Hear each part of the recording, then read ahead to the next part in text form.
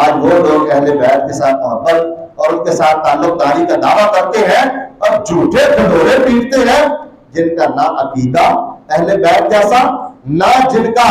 عمل اہل بیت جیسا، نہ وہ اہل بیت کے قرآن کو قرآن مانتے ہیں اور نہ وہ اہل بیت کی بیان کردہ حدیث کو حدیثیں مانتے ہیں، اور نہ ہی ان کا عمل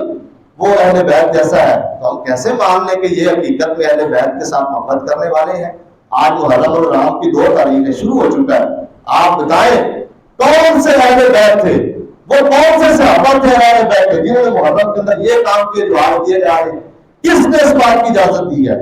تو یہ ان کو بددعا ہے جو خانوادہ رسول صلی اللہ علیہ وسلم کی طرف سے لگی ہے، اور یہ اپنی اس بددعا کا خمیازہ بھگت رہے ہیں۔ اور انشاءاللہ جب تک ان کے دلوں میں یہ بغض صحابہ اور نبی علیہ السلام کے مخلص صحابہ کرام اور ان کے جو نبی علیہ السلام کے اہل بیت، جب تک یہ ان کے دلوں میں بغض رہے گا، کبھی بھی ان کے دلوں میں ان کی محبت، ایمان، صحیح عقیدہ، عمل تب تک نہیں آ سکتا۔ تب تک یہ پیٹتے رہیں گے، مارتے رہیں گے، روتے رہیں گے۔ یہ ان کو بددعا ہے، یہ ایسا کام پہ لگے ہوئے ہیں جس کام کی اجازت نہ اسلام دیتا ہے، نہ نبی اسلام نے دی ہے، نہ صحابہ نے دی ہے، نہ اہل بیت نے دی ہے، اور نہ انہوں نے یہ تعلیم دی ہے۔ یہ سارے لوگ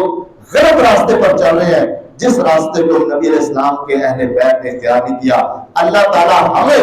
صحیح معنوں میں اپنے نبی کا متبع سنت بنائے، اللہ ہمیں صحیح معنوں میں صحابہ اہل بیت کے راستے پر چلائے،